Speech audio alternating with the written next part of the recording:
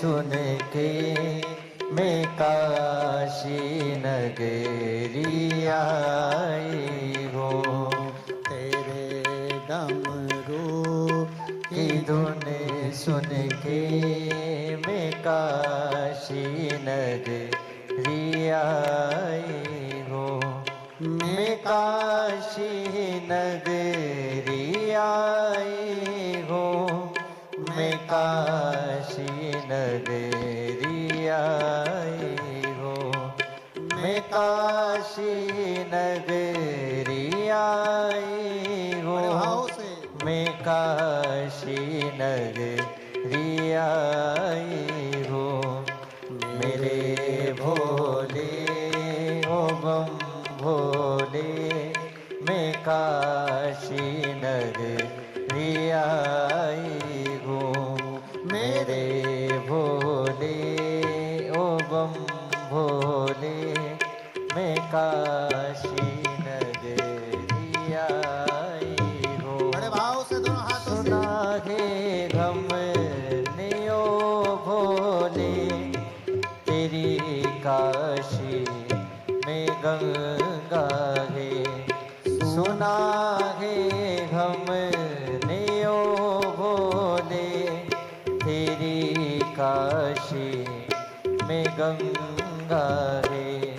उसी गंगा नहाने को मैं काशी नगरी आई हूँ।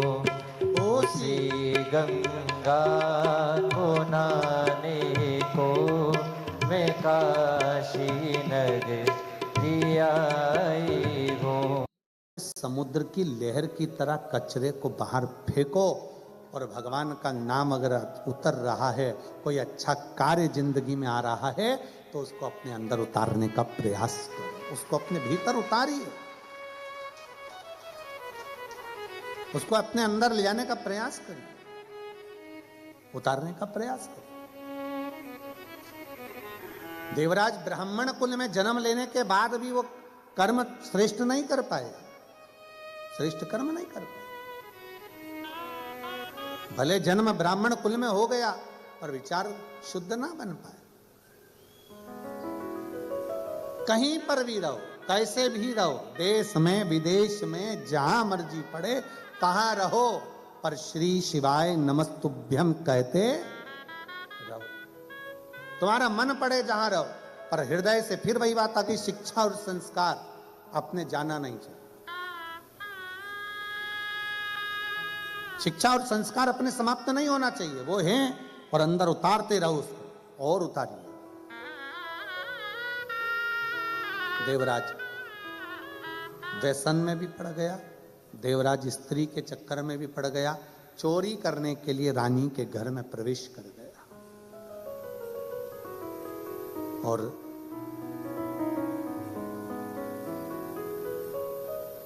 चोरी करने के लिए जब रानी के घर में प्रवेश करे, रानी का हार चाहिए था चोरी करने के लिए, जब अंदर गया, हार चुरा कर लेकर जब भागा, राजा को सूचना मिल गई कि रानी का हार कोई चुरा कर भागा है।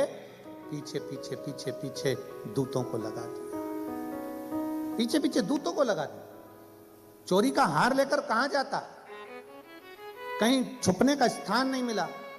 एक शिवालय था, शंकर जी का मंदिर, उसको लगा ये टूटा फूटा मंदिर है, शिवालय है, उसके अंदर प्रवेश कर गए।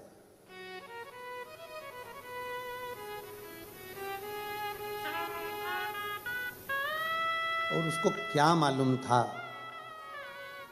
कि शंकर के मंदिर में अगर भूलवश भी अगर कोई पांव रख दे, शंकर के मंदिर में अगर कोई भूलवश भी चला जाए, तो उसका फल क्या है, ये उसको अंदाजा नहीं था।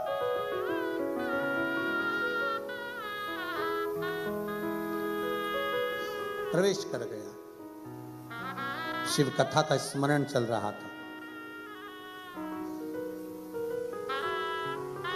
कोई एक बुजुर्ग ब्राह्मण बैठकर कथा का वाचन कर रहे थे, बीच बीच में चिल्ला रहे थे, हर हर। थोड़ी देर में कथा हो, हर हर।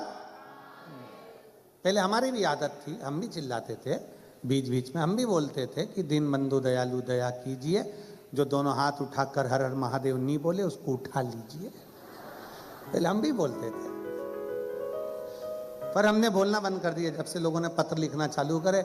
एक व्यक्ति ने पत्र में लिखकर बोला, गुरुजी हम गाड़ी चला रहे होते हैं, हेडफोन में कथा सुन रहे होते हैं और आप बोल देते हो कि जो हर हर नहीं बोले उसको उठा लीजिए, तो हमको गाड़ी खड़ी करना पड़ती है, दोनों हाथ से पहले बोलना पड़ता हर हर महादेव, फिर गाड़ी बढ़ाना पड़ती है।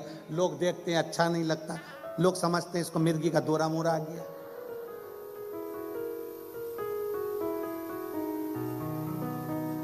इसलिए हमने ये सब बोलना धीरे धीरे बंद कर दिया।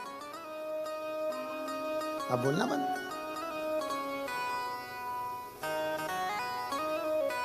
अब ज्यादा तेज हम हर हर महादेव ही नहीं बुलवाते, क्योंकि पास में कोई बेचारी सो रही है जबकि में, और तुम इतनी तेज चिल्ला दिए तो एकदम उसको सदमा लग जाता, उठ कर हो गया।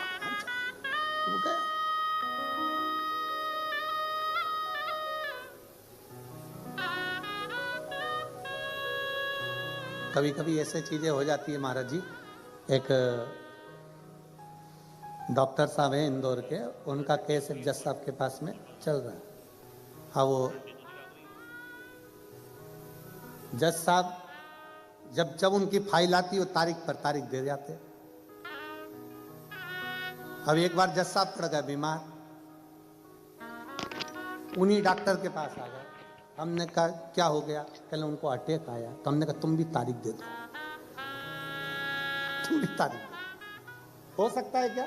नहीं, जज तारीख देख सकता है पर डॉक्टर क्यों? क्योंकि डॉक्टर शंकर का एक रूप होता है, उसका कार्य है दरवाजे पर अगर कोई आया है तो उसके प्राणों को बचाना, उसके प्राणों की रक्षा करना, ये डॉक्टर का कार्य है। शंकर का कार्य क्या है? सारे देवता मिलकर जो कार्य नहीं करते वो मेरा देव अधिदेव महादेव करता है। अकाल मृत्यु वो मरे जो काम करे चंडाल कर, काल उसका क्या बिगाड़े जो भक्त हो महाकाल का। शिव का कार्य है क्या? जो भटक रहा है, अटक रहा है, कहीं छूट रहा है, उसको पकड़कर अपने पास में लेकर आना।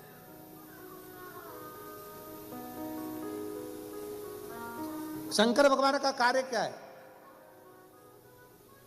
कोई मंजिल से भटक रहा है उसको वापस मंजिल पर लाना, कोई अटक रहा है उसको उस अटके हुए कार्य से निकाल दे। वो कहते हैं ना, अटका हुआ मेरा सारा काम हो गया,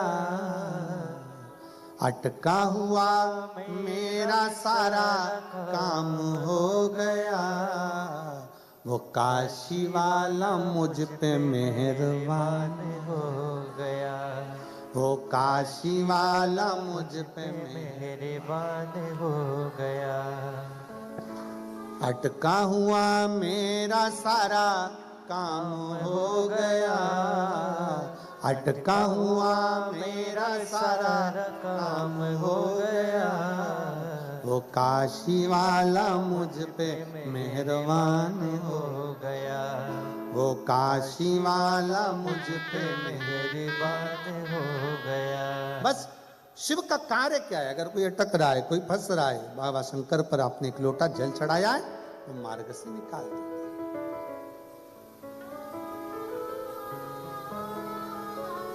अभी वो जीजी आई थी, वो कह रही थी गुरुजी मंदिर के अंदर जाकर लोटा भर के जल चढ़ा नहीं सकते, इसलिए हम घर में ही मट्टी का शिवलिंग का निर्माण कर कर बाबा को एक लोटा जल चढ़ा देते हैं और बाबा हमारे जल को स्वीकार कर कर हमारा कार्य कर देता है। यही प्रेरणा कौरव और पांडवों का जब युद्ध प्रारंभ हुआ था, कौरव और पांडवों का युद्ध जब कुरुक्षेत्र की भूमि पर होने जा रहा था, एक रात्रि के पहले पूरी सेना कुरुक्षेत्र की भूमि पर पहुंच गई थी। एक तरफ कौरव, दूसरी तरफ पांडव, दोनों तरफ। भगवान कृष्ण ने देखा कौरव और पांडवों का युद्ध होने वाला है, रात्रि के समय पर मेरा द्वारकानाथ, मेरा द्वारकाधीश पांडवों के कक्ष में पहुंच गया। सारे पांडवों को एक जगह एकत्रित कर लिया। सारे पांडवों को एक जगह एकत्रित करा और एकत्रित कर कर कहा, पांडवों, अर्जुन, युधिष्ठिर, नकुल, सहदेव, भीम, सुनो, सामने योद्धा हैं और बड़े बड़े शूरवीर योद्धा हैं, और मैं जानती हूं कि तुम भी, भगवान कृष्ण कहते हैं, मैं जानता हूं कि तुम भी साधारण नहीं हो, तुम भी बड़े शूरवीर योद्धा हो।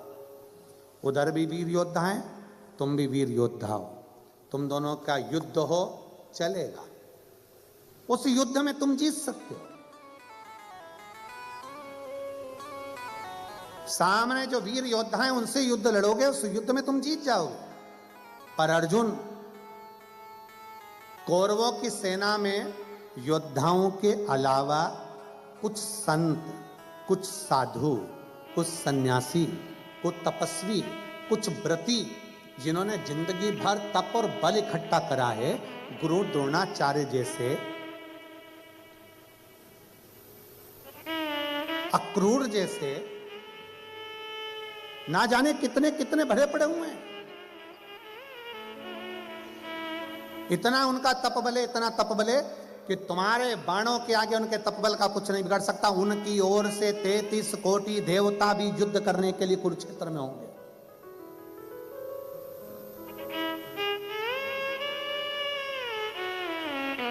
जब वो युद्ध लड़ेंगे, उनकी ओर से 33 कोटि देवता युद्ध लड़ने के लिए होंगे। अर्जुन ने पूछा, तो फिर करना क्या है?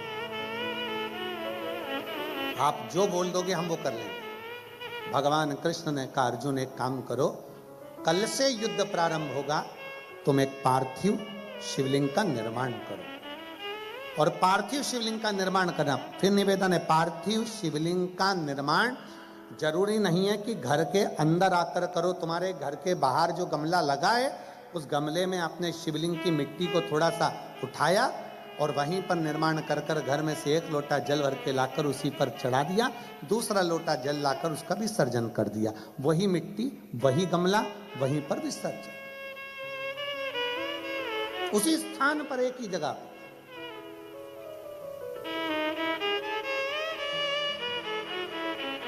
शंकर भगवान से सरल भक्ति किसी की नहीं है।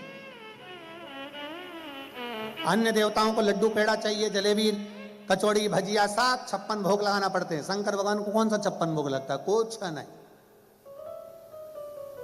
अन्य देवताओं को बहुत सारा श्रृंगार चाहिए, शंकर भगवान को कोई श्रृंगार की जरूरत नहीं। वो तो खुद ही सुंदर है। कर्पूर गौरम करुणावतारम, स्वयं सुंदर।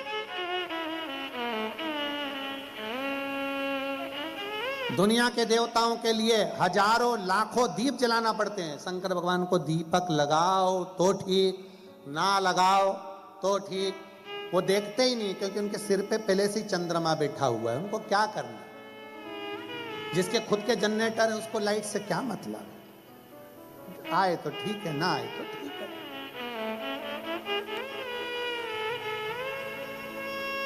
शिव जी को वस्त्र आभूषण से मतलब नहीं है।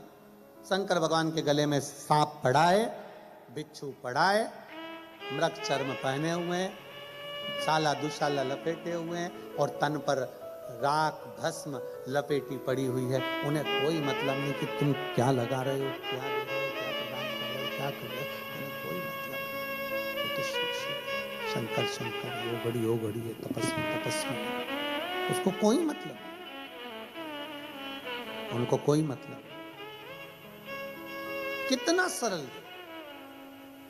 भगवान कृष्ण ने कहा कि कौरवों की सेना की ओर से बड़े बड़े तपस्वी, साधक, उपासक, बड़े बड़े नियम धारण करने वाले युद्ध लड़ने के लिए सामने होंगे, और अर्जुन दूसरी तरफ तुम और 5 पांडव तुम होगे, तुम्हारी सेना होगी।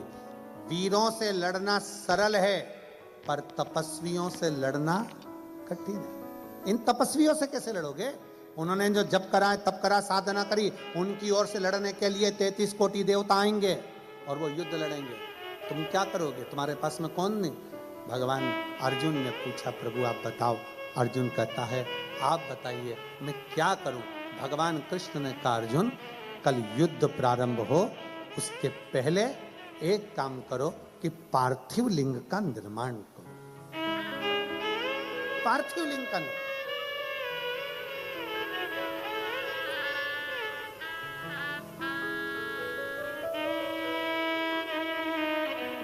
पार्थिव लिंग का निर्माण करने वाला कभी खाली नहीं जा सकता। एक पत्र है,